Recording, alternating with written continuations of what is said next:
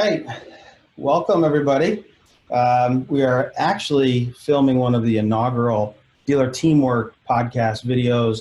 It's unnamed, totally work in progress, but obviously we had to have one of my top favorite people in the industry, Joe Webb, president, founder, CEO, whatever. Is that what's your title, Joe? At DealerKnows. President. Nice. Head dishwasher. Yeah. So obviously everybody knows Joe's one of my best friends in the industry. Known him for so long. I honestly don't even know where we first met. I really don't. It's just so long ago. I have no idea. I truly don't know. Yeah. But it just happened. Again, one of my favorites. And here we are. So I had to have Joe on. We're trying to do this type of thing where I'm sure we met at a driving sales, one would assume, because you were with Auction Direct and you never really went to the digital dealer conferences, but you did go to driving sales. So I would have been shocked had it not been one of those that we had met at. No, you're probably right, and you are right on both points. I actually never went to a digital dealer up until about maybe 4 years ago. I remember I asked Jeff Kirshner what it was. I was like, I had no idea, and I was like, should I go? And he just said no. That's all he said. No explanation whatsoever. And I said, oh, okay.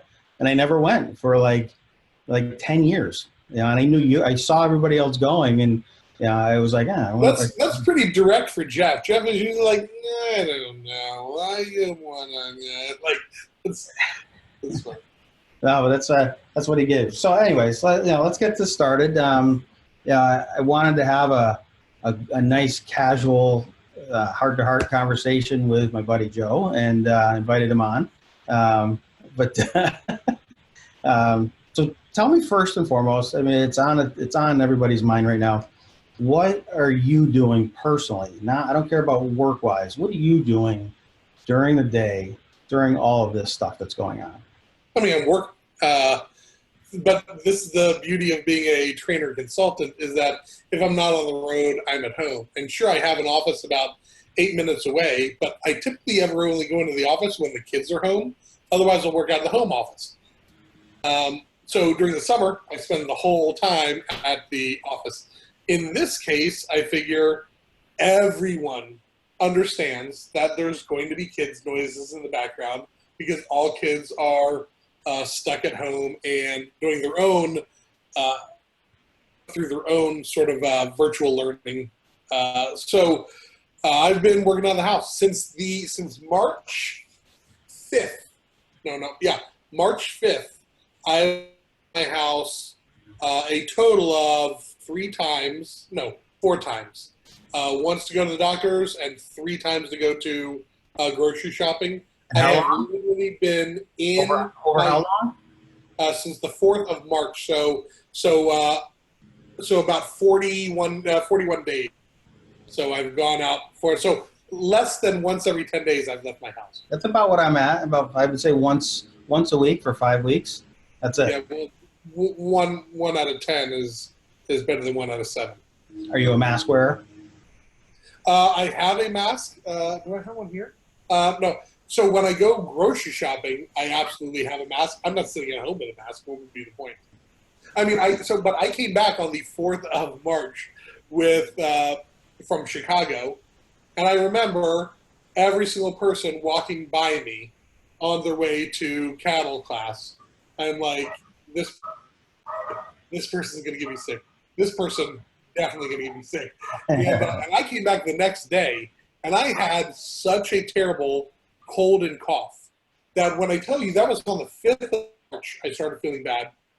I coughed I'm still coughing. Like, it's been that, but I did go to my doctor like 2 weeks later and like, hey, this has been really horrible for like 2 weeks. Not terrible. Never had a fever. Never sweats. No night sweats. No terrible visions or anything. And he said, he listened to the lungs. He's like, I'm not going to give you a test. You don't have it. You just got a cold and a cough and, a sinus infection or a cold and an ear infection, whatever. So, my cough had, so maybe he just didn't have any tests at the time to give me. I think I'm fine. but I have, because of that, essentially quarantined myself to my home for the most part for the entire time. Interesting. So tell me about your, What are you doing? What are you doing different?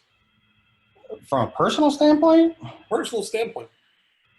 honestly, the only difference, I mean, we're empty nesters now. The only difference is we don't go to dinner, don't go to a restaurant, don't go to a movie, and we don't go over to, our friend's house and play cards or, play games or whatever. That's about the only difference. Yeah. No, that's the same. Well, we always are doing work. We've got a big, fun, active social life and a big group of friends. So we're always, it's like twice a month or somebody's birthday or some party that we're going concerts, whatnot. Yeah. Yeah. But for the most part, I prefer, or just like you, I mean, traveling, I prefer being a homebody. Like, you look at me. I was built for this. Like, I'm like a camel. I can stay inside my house and eat frozen foods for literally the next 10 years of my life until I die, if I wanted to. God knows I already know you well enough that you've exhausted most shows on Netflix, because I get a text today from you saying, hey, I just binged all of Son of Anarchy last night. What are your thoughts? I'm like, you've never seen it. Oh, you got to watch it the next day. Hey, I just binged all of Schitt's Creek. What's your thoughts? Big fan. Like, so I understand that you take in shows a little differently than I do. My televisions, even though I have several, seem to be on kids shows up until about 8 p.m. at night, and then we get to switch them over to more adult fare. Several TV? When I say adult fare, I don't mean like, ooh, 3 kittens tackle it. No, I'm just saying, like, then we get to, okay, a horror movie or an action movie, something like that. You mentioned several TVs. Are they top of the line? Well done. No. They are the typical. I mean, I think I have the same TV everybody has, which is like the Samsung 4K HD smart, like, what, 50, 55 inch, something like that. So near top of the line. Yeah. So no, it's not a 3D curved anything.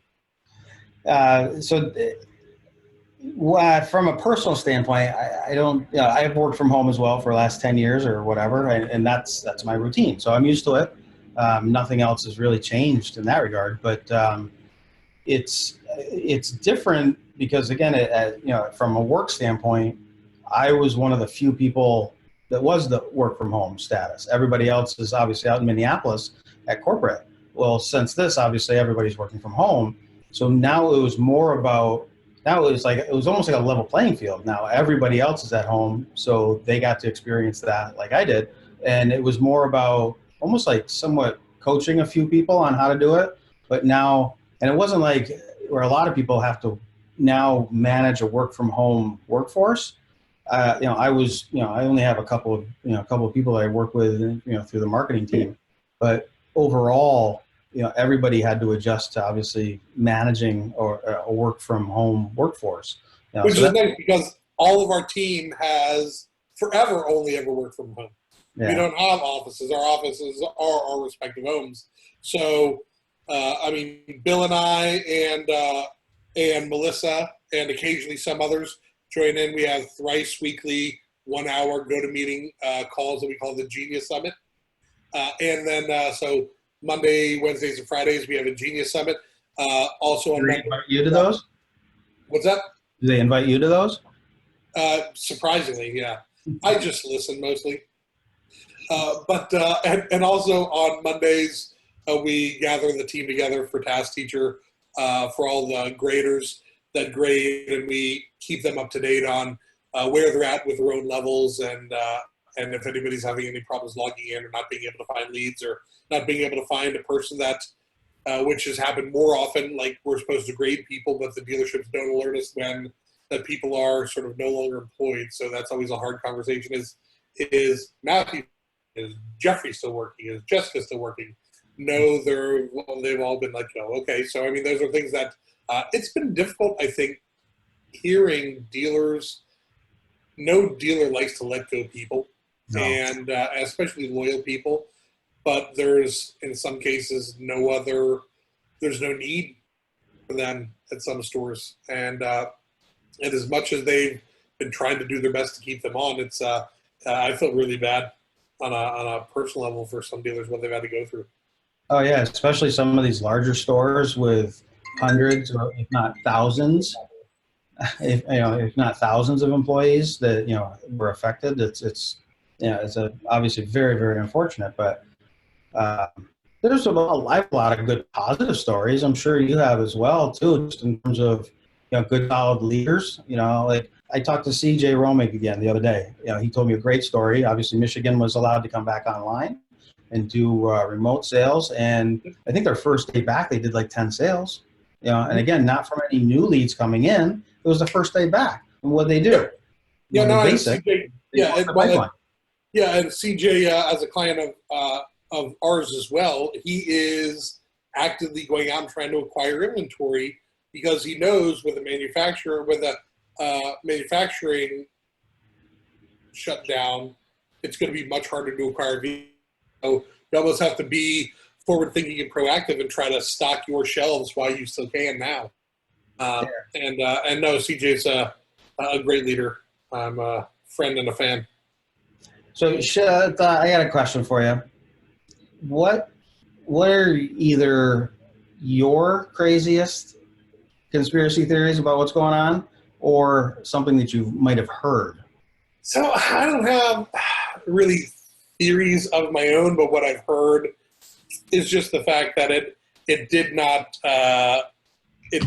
evolve from people eating a bat in a market, but the fact that I think something like 100 meters away from that market is the Center for infectious disease studies. America did have and was helping funding in Wuhan, China, that the chief biological sort of physicist or chemist or whatever it is, scientist there, was experimenting with, specifically as she had been for a few years, coronavirus-style illnesses in bats. And one of the things you do, as anybody knows who's read about scientists, is you strengthen the disease so you can study it better. And rumor has it that she was the true patient zero. She got sick. Obviously, she went to the market, and that's probably how other people got sick. But she got sick, and the rumor that I heard is that while her name still indexes on that laboratory's website, she has been taken down off the website now. She has not made an appearance. She has not talked. The Chinese government says that she's still alive, but she's not made a public appearance, and no one's ever heard from her again. So a lot of people tend to believe that this was by no means, would I ever say, it was intentional. But I think it could have just been accidental experimentation, something that got out of hand that affected the person studying it themselves, which tends to happen. Every mechanic slices his hand sooner or later on a tool, so bad things happen when you're working on something long enough. Yeah. And that's one conspiracy theory that I know you've heard as well. And then because it came from a laboratory rather than a market, then the government of China would have more of a need to say, hey, listen, this isn't something that we're funding's fault. This is just nature's fault. Of which, hey, still could be just something that I've heard. It's not something I believe. But it has enough elements to make it believable. I'll give you that. Yeah, I've heard and read countless, and for anybody else that doesn't know me, well, yeah, I don't believe in them, but no, you are a conspiracy theorist because you send half these things to me. No, I send them more for the entertainment value, and just like you, I love at the appropriate time, I love to seed it just to get the reaction out of somebody. I love that interaction of it because they are entertaining. But the whole, I like the meta element of the conspiracy theory in terms of why they exist and how they are actually used, because there are countless incidents, historical incidents of where they have been used again as a tool to be able to discredit or to try to support a significant historical fact. So, but more. Before we get down to that, because we're talking about if this isn't a conspiracy. Do you believe in aliens? Huh? Okay. Yeah. Again, I would define aliens, but okay. Have people from other planets, while you've been alive, visited Earth? I would say not only during, but possibly even a long time ago. Here's one way to think about it. Again, it's not like I'm walking around being like, there's lizard people or anything like that. It's more along the lines of, I believe that it's within the realm of possibility that it should at least be entertained. And here's one quick example. So I was just watching a video the other day with Susan, and it was all about the pyramids and the giant structures and the statues that were built. We're talking centuries ago. All over the world. And keep in mind, these are separate civilizations, have no communication whatsoever. Yet they all built fairly similar replicas and structures, and they have the same formations and notches and they're all temples to the gods. Yeah, and you have specific shapes. They also mummify the people. It's not like they were sending a memo out or texting each other and saying, "Hey, this is what we're doing." Best practices. They didn't have a webinar on it. So things like that. But hey, give this a try. So things like that. I just think it's like, well, why not think that? Again, I'm definitely not a flat earther, or anything like that. But there are some crazy things out there. I don't think we'd be friends if you were. What's that? I don't think we'd be friends if you were. We should go to a flat earth convention. That would be phenomenal. Just to see what it's all about? Absolutely. Just to interview people. Should we just ask the dumbest questions? Absolutely. Like, how do we know it's not an oval? How thick is it? I'd be curious to know that. But just anyway, it would be funny. Yeah, but 100 feet tops. Caves and coal mines are literally hoaxes. So here's one that I saw, and I think I might have told you about this. I actually got into my first argument on Facebook. Not an argument, just a disagreement. I was trying to be nice, but again, it's hard for other people to interpret tone when you're writing online, and I probably came across like a jerk, but I was trying to be polite and debate civilly. But the topic was all about where did it come from? And this person was trying to make the case that this was simply due to 5G. And that, there's been so many different theories about 5G. Yeah. So and the argument that this person was using to me was that it was that it's radioactive and it creates it. And I was trying to explain to her that 5G, just like all the other Gs before that, operates on radio waves, which don't do anything. They don't penetrate cells and stuff like that. And she didn't care. So it was, but it's funny that people will go that far and actually really steadfastly believe in it without the evidence of facts. That's the part that bugs me. So no, exactly. Well, I mean, I think it's how they. So I mean, I don't know if you've seen it. I can send it to you. But like they equate, because I've seen this, they try to equate, look at where all these 5G towers are and look where the coronavirus outbreak. But then somebody else did the same thing with the coronavirus also has the most breakouts near where all Subway sandwich shops are, where hair restoration centers are, where power plants are, where dogs with heartworm have been located, McDonald's locations, gonorrhea outbreaks, agriculture centers, music venues, children in poverty, pawn shops and bail bonds. So like where the 5G towers are where people are. Replied on the thread with the same exact response. It was just simple correlation, and again, fell on deaf ears. What was the other one? Oh, the other big one, again, and everybody was all over this a couple weeks ago as well, talking about how Bill Gates predicted it, with his TED Talk a few years ago, and that he's behind some master plan. And again, purely, excellent conversation, excellent fodder, a lot of crazy facts. And fodder is a good word. It's not used enough. I try Yeah, to fodder is a good word for that specific one too. that. You know what my other one is? My other favorite is drivel. Yeah, Drivel's a good word. yeah. Um, I know. Let's change topics. I know some people don't like the conspiracy theory stuff, but let's go back to the work-related stuff. Yeah, I've always said this to you as a friend. Um, I personally don't think that you guys have ever done a good enough explaining what it is that you guys actually do. I know they like Agreed. to say sales training, CRM I am process my training, blah blah. I am my least favorite topic, unless it's about stupid fun stuff.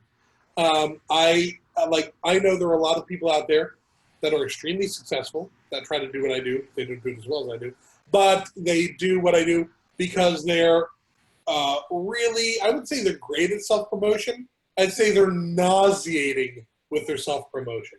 And because I am my least favorite topic, I don't like overwhelming anybody with me, you know? I mean, my wife can only stand so much, so I can't imagine how much a regular person would want to hear. I mean, what it is we do is we help businesses understand how to better communicate with all prospects and previous customers through in-store on-site training, CRM refreshes, virtual live interactive training, CRM monitoring, and internet sales manager virtual coaching, and through competitive mystery shops of your nearest same brand competitors to understand the pricing strategy. That's what we do. So in the end, we are trainers, whether it be sales, internet, BDC, and we flesh out a CRM so your people better communicate your message to convert more customers into appointments and inevitably sales, and then retain them because of it. And all the while holding your team accountable to the best of our ability, that they're following what you've put into place or what we've put into place for you inside your CRM. That's what we do. So you help dealers talk to buyers better. Correct. All right, simple. But my point is, and I think that's a good related topic, because you definitely fall into that category. If we were to make a scatter plot and plot out the personalities, you would be in that other category. You know, I don't know, either bottom left or top left or whatever. One of those people that is fairly visible, you know, well known. I'm hard to miss. Respected. But again, let's just say well known, but is a low promoter, you know, a low self promoter. Yeah. Everybody knows. I don't want to sing. People who sing their own praises from the rooftops, I'm not a fan. I'm not a fan. It's just not my style. So, yes, could I be more successful if I constantly try to put my face on every single ad and do videos? And maybe I should just drive my car, Eric, and film myself talking to myself and my viewers. Why should I do that? Because I find that ridiculous and reckless. So, yeah, no, those are the things that I don't want to do, to have to promote myself, or DealerKnows, as I should say. But we serve our customers and our clients as well as we possibly can. That's where attention lies. Our attention doesn't lie in to try to conquest business. Our attention lies in retaining business. Just like as we try to teach dealers themselves during this time, now is not the time that you're deemed essential so you can go out and mass market the public so you can conquest new sales. Now's the time you should utilize all your resources in an effort to support, share goodwill, and become a network for the people that you've served before. No, it's a great way to put it. I can totally agree with that. And you know, Sean and I have done a lot of things different now, and we know, I know we've talked about that a ton. And going forward, that's the new normal as well. You know, and I've talked about this quite a bit. You know, the first step is let's take a deep breath, step back, and accept what's happening, however hard that may be. But know that it's not going to stay like this forever. And whatever direction we go in, again, it could be 30 days, it could be it could be 3 years, but the fact remains things will be different. Yeah. In general, but we just have to be able The to. question is, are all these things that dealers have doubled down on, and now I'm investing in digital retail, and now we're going to offer at-home test drives, and now we're going to do pickup and delivery. Sorry, I'm so popular today. You are so busy. Call during this. Are all these things all these programs that dealers had to rush forward, these are not new. I mean, I was bringing vehicles to their customers' home and picking up customers at their homes back 18 years ago, 19, almost 20 years ago. 20? Wow, I'm old. But so this is not really new. It's just new because it's the first time we've ever marketed it. It's the first time we've promoted ourselves doing it, so it feels new. If you've been doing this all along, if this has been part of your marketing message all along, the great news, you are ahead of the curve because you are hopefully have some loyal brand followers that have taken advantage of these same services in the past that you are able to roll out or promote right now. But the question is, in 4 months, come October, even if there's reinfection rates or whatever, I will say we know we're going to get back to work soon, and I think it's going to be a boon for a lot of people will have been ready and waiting to go and splurge a little bit or treat themselves. With that said, are these programs going to stay in place? That's what I was going to add on to that. Exactly that point is what's going to stick. So that brings up another good question I wanted to ask you. So what are you looking forward to? You answered my question with a question. What are you going to look forward to going forward for the industry, specifically the vendor space? What are you excited about to see change? A welcome change, if you will. The vendor space? I don't know if I am excited about anything vendor related. I've long said, I feel, as much as I train salespeople, and people always say buy from people they like. I don't know if I agree with that. I like very few people, but I buy a lot of stuff.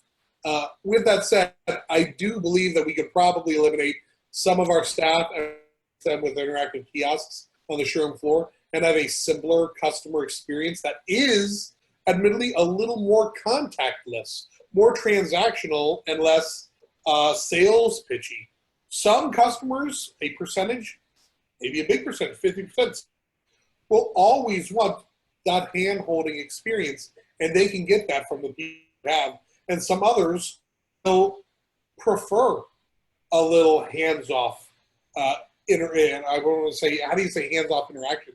But a hands-off experience where someone no longer becomes a roadblock between them and buying, but simply an advocate between them and buying, and technology helps facilitate some of this. So, introverted process. What's that? A more introverted process. Yeah, if you will. I mean, is it live chat? What is it? 6% or so of people engage with live chat on websites. Live chat is important. Why would you want to turn your back on 6% of potential customers or website visitors? With that said, if 5% of people wanted to do hands-off and go in and test drive a car, have a concierge pull up the vehicle that they typed in on a kiosk, and then you drive it, you come back and you swipe a few documents and it prints everything out, and you sign it, and you sign some more documents, and you leave. And maybe somebody goes over the vehicles with you, goes over and explains the contract to you, maybe virtually, who knows? Who's to say that if 5% of people wanted it that way, why would you turn down 5% of, a channel that is approachable to 5% of customers? So I know it's going to come as an expense, and I know it's going to be a crawl, walk, run scenario. So if I say I'm looking forward to more, I've long said that, I don't want to say the road to the sale is dead, but I got in trouble when I wrote a blog called The Road to the Sale is Dead, 5 years ago? Because I believe dealers need to be so much more flexible with the services and how customers want to buy and focus less on what to sell them. And I think, if anything, COVID-19 and our current economic climate is requiring dealers to realize that it's not that hard to be flexible. It takes a little bit of know-how, a little bit of technology, a little bit of want to, and then the consumer's desire. And if you put those four things together, then you are able to be flexible and you're able to offer more channels in which a consumer can do business with you. So if I'm looking forward to anything, it's not vendor related, maybe some of that tech. It is how does the team accommodate? How does your sales team that haven't been trained accordingly, how do they accommodate people with new expectations going into a sale? My God. I'm sorry. Let me ask you this, Joe. Yeah, I'll just turn it. It's turning it off. I never turn my phone off. That's terrible. Well, I'm not going to turn it off. No, I'm not going to turn it off. Let me ask you this. As a business owner, Yeah. how do you see yourself and Bill responding to just, are you seeking out solutions to new problems as well and expanding what DealerKnows can do? Or do you think are you fortunate enough to be in a situation where it's business as usual even after? I think it's both. We've definitely been affected. I would say we were really smart in the fact that we proactively reached out to dealers about the second week of March before the world crashed down the next week and started offering to pause training or scale back the training and services we did. And most were really appreciative. Most said, thanks so much. That sounds great. I don't know if it's going to be necessary. Let's trim down. Others said, yeah, let's just pause for 4 weeks, 8 weeks. Some said, absolutely not. Keep doing everything you're doing. And one group said, give us everything that you're doing whatsoever for free for 3 months, and we'll consider retaining you. And they were a brand new client. We really hadn't had a chance to serve it all. So with that, I said respectfully, because we're not a massively, financially backed company like Reynolds and Reynolds, we said, respectfully, let's part ways for the time being. But our business has absolutely been affected from a revenue standpoint, but I've still been as busy, if not ever, because to do immediately, and we have been doing, is going into all of our clients' CRMs, and based on what steps the dealerships themselves are taking as part of this new, their new programs, their new offerings, we have to incorporate those into their messaging. We have to role play with their teams to go over how to offer a way to customers and when to offer those things to customers.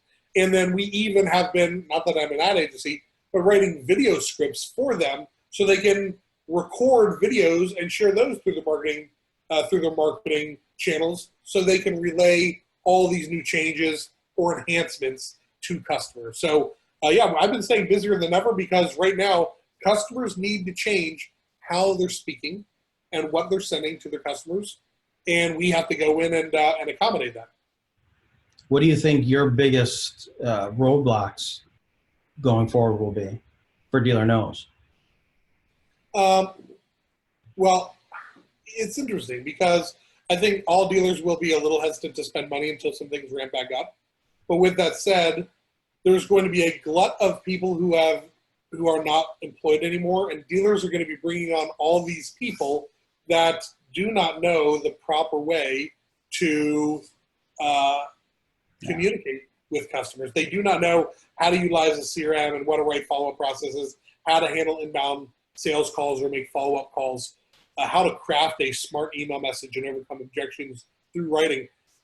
I think, if anything, dealers might need us now more than ever because there's going to be a windfall of people looking for work here coming up the next month, 2 months, 3 months.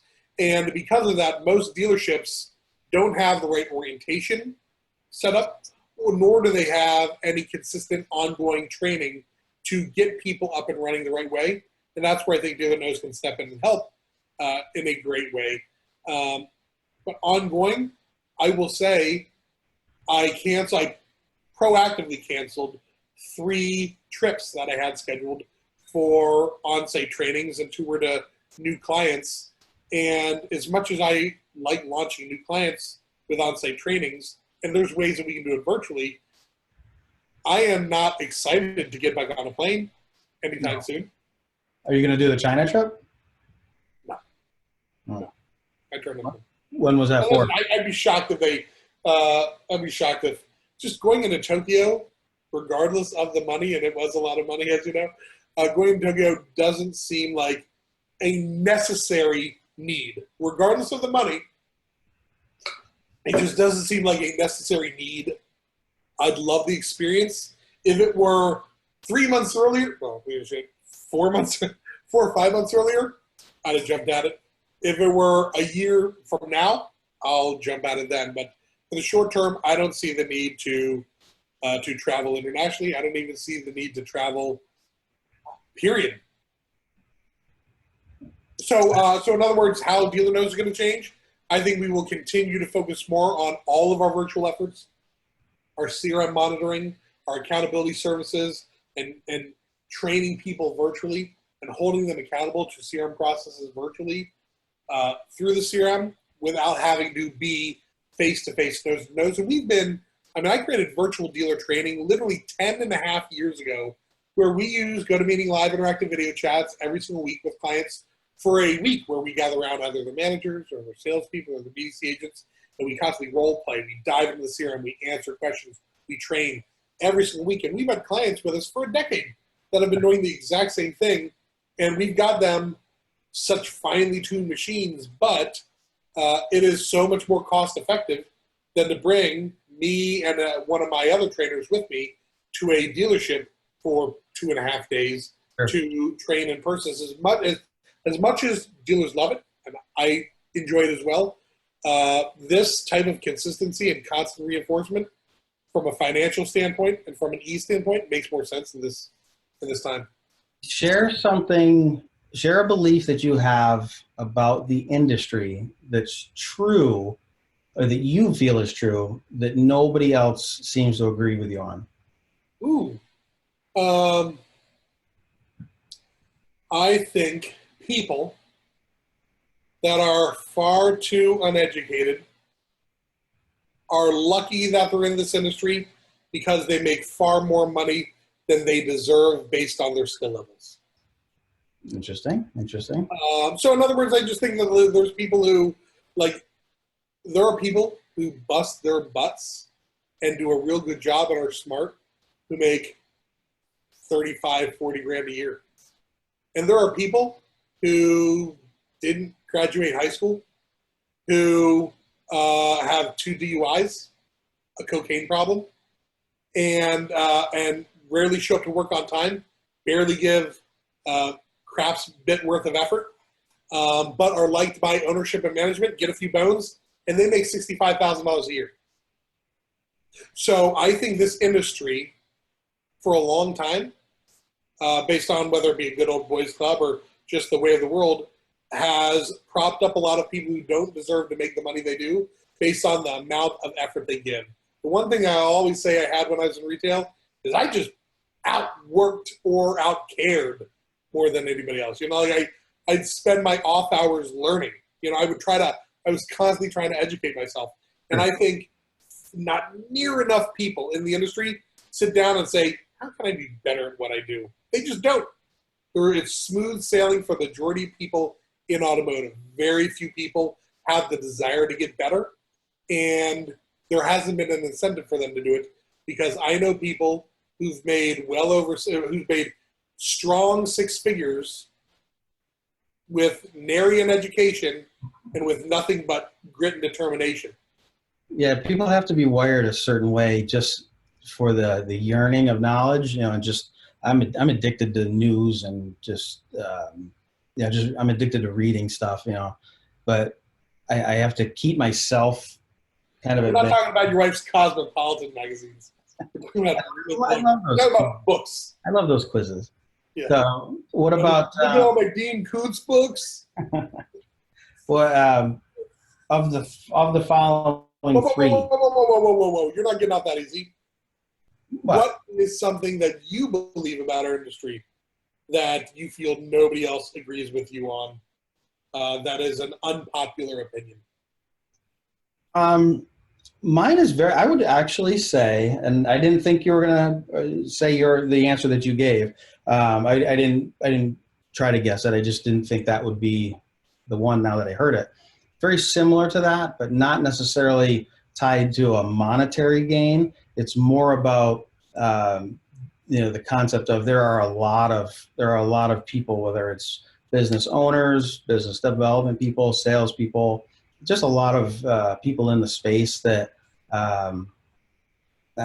almost like that fake it till you make it type of concept. Over promotion, yeah. Yeah, and not even over promotion. It's more of just how do I put it? Are you saying almost like social popularity No. now trumps? Because that's just a rant. Like, I think social popularity within our industry somehow, like on social media, trumps. It does not equate to being good at what you do. And you see that because on LinkedIn, that's kind of where I was going. I mean, I get those alerts on LinkedIn that say, like, congratulate this person on their new position. So I'll click the button and it automatically says, congrats on your new role. But then it'll also show you congrats on your new role 3 months earlier. Congrats on your new role 9 months earlier. Congrats on your new role a year and 1 month earlier. Congrats on your new role 4 months earlier. And you're like, Jesus, this person has like restless job syndrome. They just cannot sit still, or they get hired because they're a name, quote unquote, and they get there and they're like, my God, this person is clueless. So again, this industry supports people who maybe don't give it their all or don't deserve to make as much money, but because of the club of which we are in, it allows us to do that. And hey, thank God, because I am not the smartest person in the world, you know. But I will say I care more than most. Yeah, I think to that point, and it doesn't have to just be a factor of your social popularity, but it's just the mere fact that someone can walk in with a chart, a fancy presentation, say a few buzzwords, and then hook the dealer or the decision maker, into the service or product. And then when I hear it, and again, I don't know if it's me just being more of like a design snob or just very, very particular, or maybe I have too high of a standard for what I want to try to present. But I look at it and I'm just like, this is dated, or it doesn't look good. It doesn't make sense to me. This is how I would interpret it. And then I find out that they paid, 8 times more than what either, I might be providing, or that somebody else might, a similar solution that's at least a little bit more cost effective. And the dealer just didn't bat an eye at it. Or, I struggle with that time and time again. Yeah, I mean, what I will say is it is unfortunate. I see what you're saying. There's no barrier to entry to sell a dealer a product. There's no barrier to entry to call yourself a trainer and consultant. There's no certification that one must achieve, unfortunately, because I think dealers deserve to have somebody vetted in advance of stepping into their store and selling them a product. And I've seen horror stories. I remember a dealer group but it was for one store in Texas that signed a $54,000 agreement for a corporation to build countless landing pages for them. Just countless landing pages, $54,000. $54,000 yielded them, no joke, 14 clicks to their main website.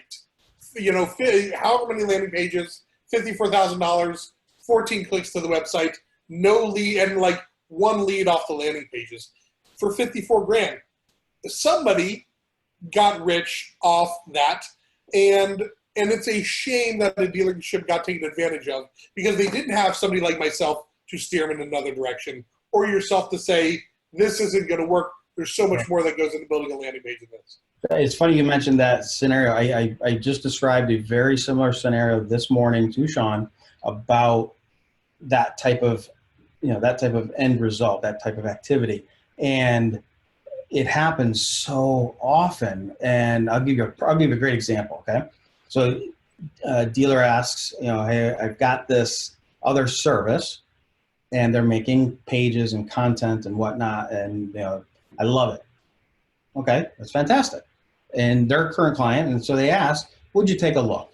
And you know me, I love to help like that. I love to try to add value whenever, especially during this time. But more to the point is, I dive into the analytics and I can see that there is a ton of traffic coming to these, just like you described. And then I dove down a little bit deeper, you can add a secondary dimension and look at the city. And there's traffic coming literally worldwide, global traffic. No outcomes, no conversions. All bots. I have no idea. It didn't look like bot traffic. I mean, it was like maybe like 58 seconds per page. It's a little long for that, but no conversions. But again, I had traffic from European countries. Not even just like the typical India from a bot. Talking like France, England, whatnot. And it's like, what is this doing? It's like, and I understand what is being sold to them, but and again, this comes more of a moral and an ethical issue. I just can't see myself, obviously, or the company trying to give a product or a solution and billing it as we're just going to get you clicks. So I remember I had a 6-store group that I was talking to them about their websites and what they were generating for their websites. And I said, well, is the website provider doing the SEO, or do you have an outside agency? He said, we have an outside agency. I said, great. Who are they? What do they cost? And they said $3,000 per store. I said, it's a little steep for SEO, but we'll talk about it. It depends on what they're doing. And then they said the name of it was something like dealership search, or dealership marketing. I said, oh, well, sounds like a great name. If you own dealership marketing, you're a legit agency, in my opinion.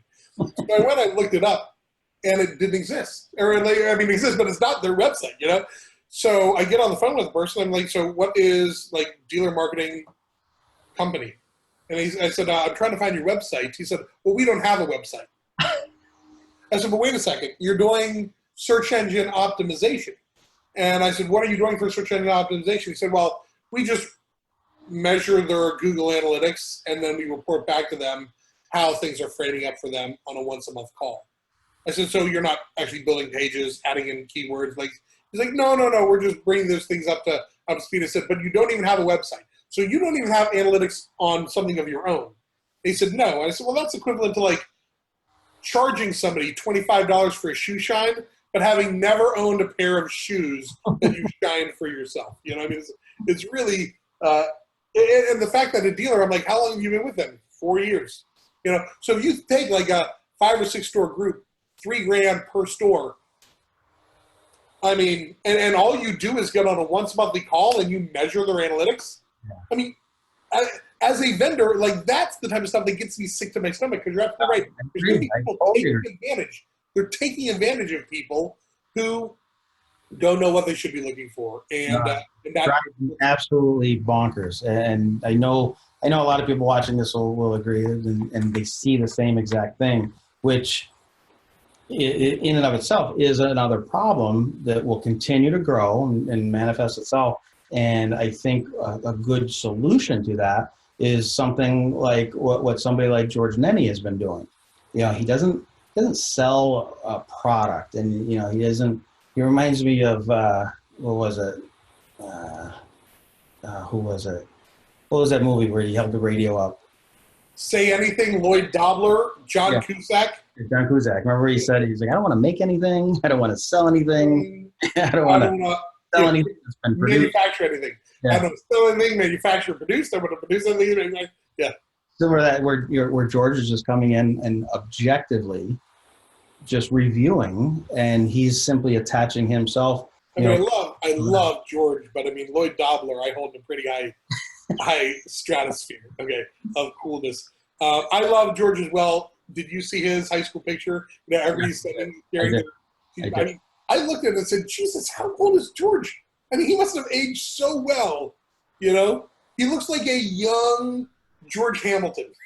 Yeah, that's a good one. But in that picture, I'm like, geez, that's 71. He was a senior, I guess.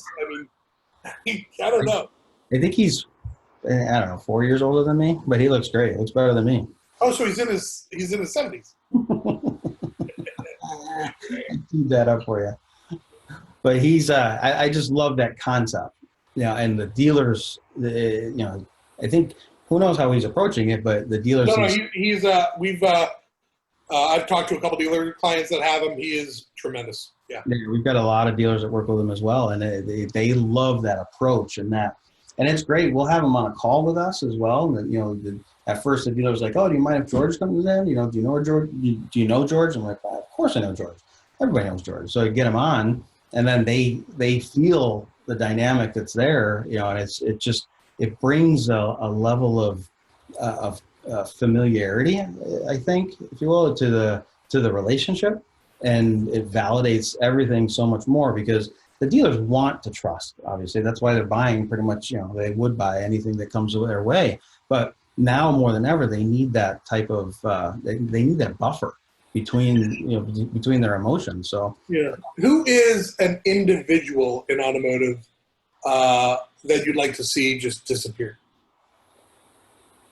I think they already have. So that's all I'll say.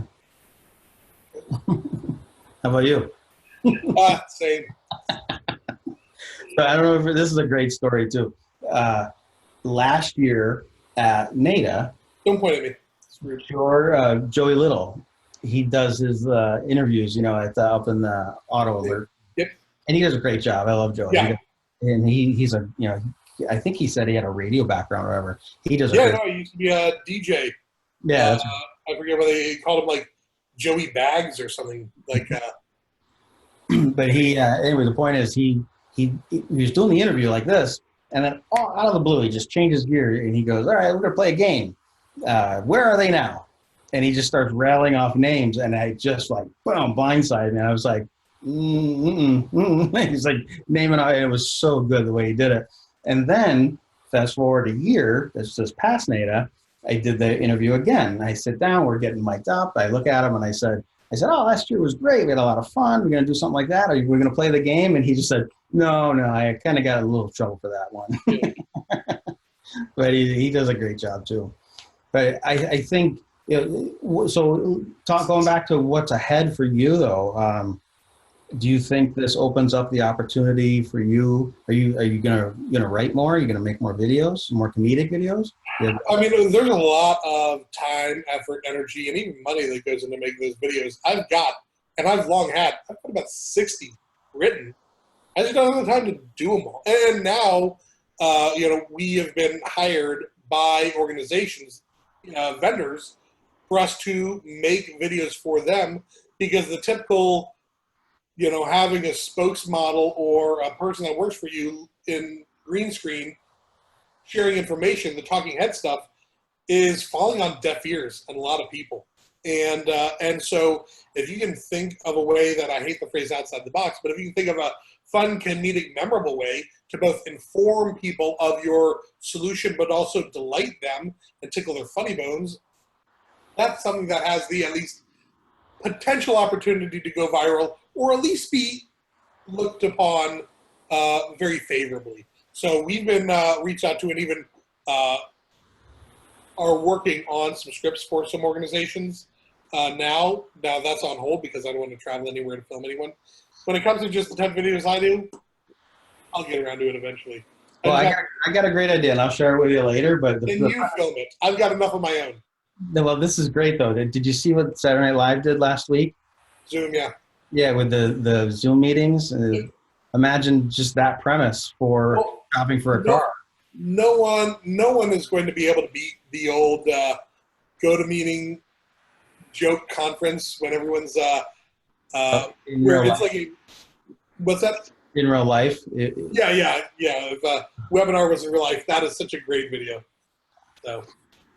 So yeah, I will get around to videos. It's interesting because there's people that I've literally trained in this industry that have books about car sales that are authored books.